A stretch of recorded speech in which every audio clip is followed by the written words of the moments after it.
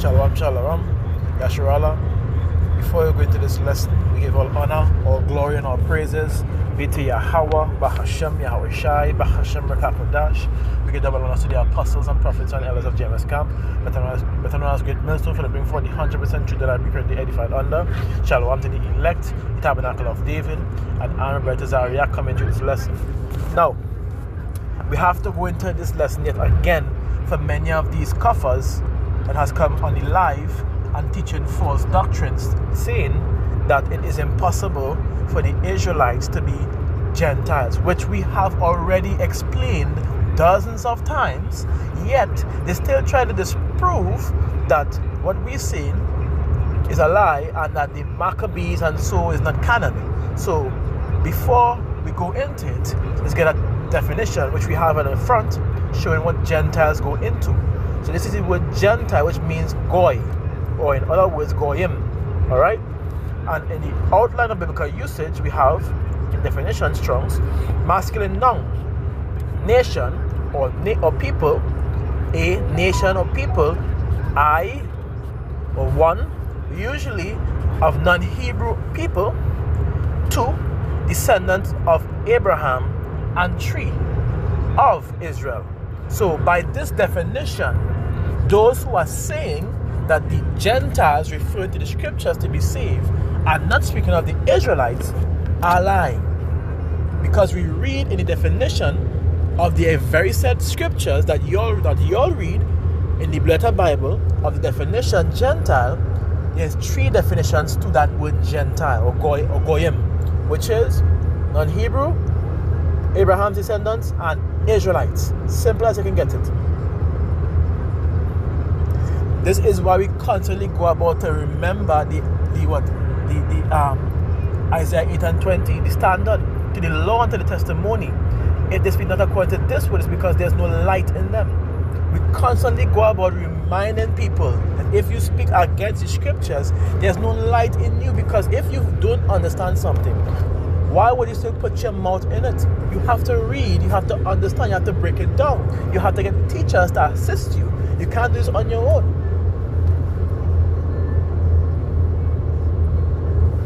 So for understanding what this is about, you have to study. Scripture says, study to approve. A woman need not to be ashamed, rightly dividing the word of truth.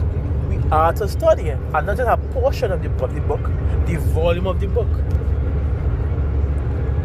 2 Timothy chapter 3 and verse 16, it says, all scriptures are given by the inspiration of power, and is profitable for doctrines, for reproof, for corrections, and for instructions in righteousness, that a man of power may be perfect and truly furnished unto all good works. Yet, many of these people bypass the standard, bypass the way of learning and understanding, to go according to their own righteousness, as I said in my last video. So with that, without further ado, let us get some precepts to make this more evident. And we're going to be using the ChatGPT site as well, so that y'all could see even the AI, after scanning through the text, could tell you the exact same thing that we have been telling you for a very long time. Let's go into it. Let's start with the precept in John chapter 7.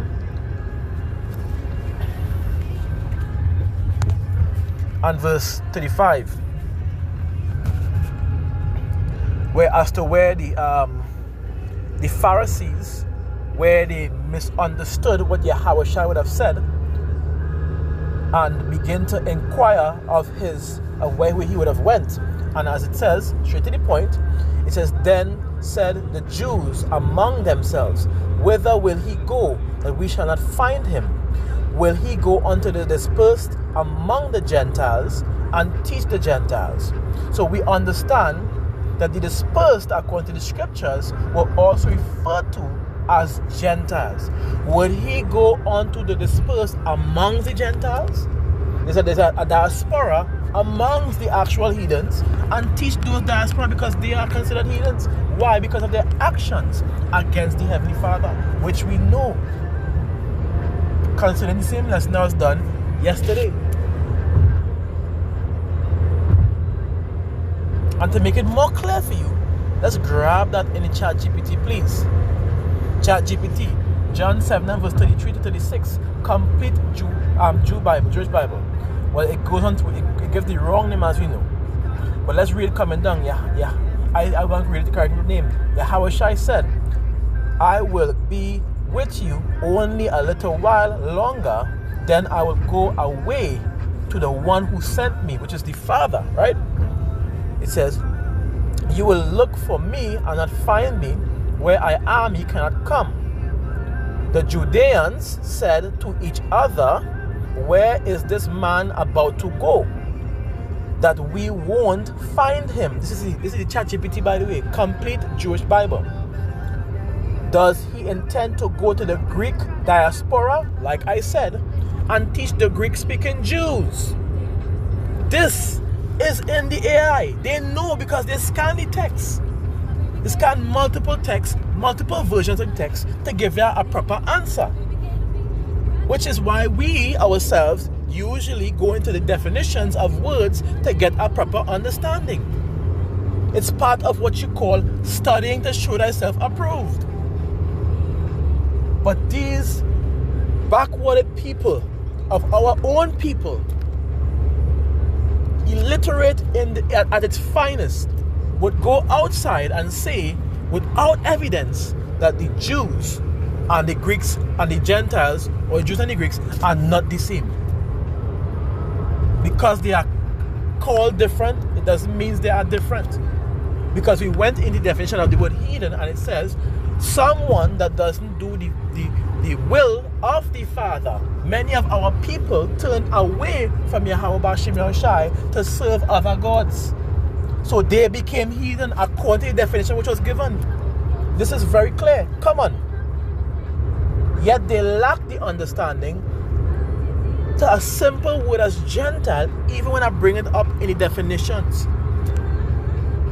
So I know there's nothing I could do to help them achieve a higher form of learning. So I will just bring it up for the ones that are new. Because according to the scriptures, when they go into the law, we, according to the prophecy, we were going to be scattered. It says, Deuteronomy 28 and verse 64, and Yahweh shall scatter thee among all people from one end of the earth even unto the other, and there thou shalt serve other gods, like I said, which neither thou nor thy fathers have known, even wood and stone. Are we not worshiping wood and stone today, which is idols or images or made or gods made with stone? Mary in the Catholic Church that they bow down to, that pagan god Jesus with the cross. Are they not worshipping wood and stone, the Kaaba stone in the Muslim community? Or am I tripping according to the scriptures? This is prophecy. So these things are going to come to pass. They were scattered, and this is why the Pharisees made a recollect about it. Now I'm going to show you in many ways how Israel again became the Gentiles. And notice I'm using a different word today. It has a very similar meaning, heathen and Gentiles, but I'm using Gentiles today because for some reason, using it in the same context, in the same lesson, people may have a problem because the learning span is not there for them. I'm not here to bash anybody, but if we constantly do lessons, because Goyim refers to nation of people, and below it, it has Gentile, heathen, nation, people as part of it, as part of the definition for it, of the word for it, to get the definition. But let's go into it again. Let's show you in the book of Maccabees. By the way, before I go into it, I'm going to make sure that you all know it's canon. So we went on to get the information here. It says, yes, the first two books of Maccabees 1 and Maccabees 2 are considered part of the canonical scriptures by the Catholic, the Eastern Orthodox churches, while they are part of the Protestant Apocrypha. As clear as you can get it. Simple ChatGPT. Simple. Let's keep going. Yes, again, I did it 4 times. Yes, the first 2 books of Maccabees are canon. Now, when we go into this information, now you cannot say that it's not canon, because you will now be lying. Let's go into it. First Maccabees chapter 1 and verses 11, showing you how Israel became the Gentiles, or became Greeks in the Greek to the Greco-Roman Empire. Let's go into it. But this is the history before the Greco-Roman to Roman Empire. We had the Greeks, which why the New Testament has many mention of Greeks, Jews and Greeks, right? It says, in those days went out of Israel wicked men, who persuaded many, saying, let us go and make a covenant with the heathen that are round about us. For since we departed from them, we have had much sorrows. So what was Israel plotting to do? Make a covenant with the heathen. How does Israel make a covenant with the heathen? By joining themselves with them. And when they join themselves with them, according to the law, they will be keeping the customs and ways of the heathen and forsaking the ways of the Father, making them heathen, according to the definition that was given. As it goes on to say, make a covenant with the heathen that are round about us, for since we departed from them, we have had much sorrows. So this device pleased them well. So wicked Jakes made that plan, and others agreed. Then certain of the people were so forward hearing that they went to the king, who gave them license, citizenship, to do after the ordinances of the heathen. Like I said, let's get a precept before we continue. When you go into the book of Leviticus chapter 18, which is in your law, and verses 29, it says, straight to the point, for whosoever shall commit any of these abominations, even the soul that commit them shall be cut off from among their people.